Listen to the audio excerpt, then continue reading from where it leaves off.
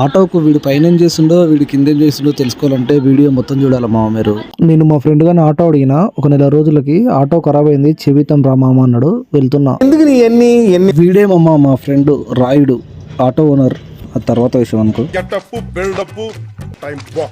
బండి ఖరాబ్ అయింది రా చేపిద్దాం అని అన్నాడు. కానీ ఎంత వయ్యారంగా వస్తున్నాడు చూడండి మామ. వీడే మామ గంజాయి శివ, మెకానిక్ శివ.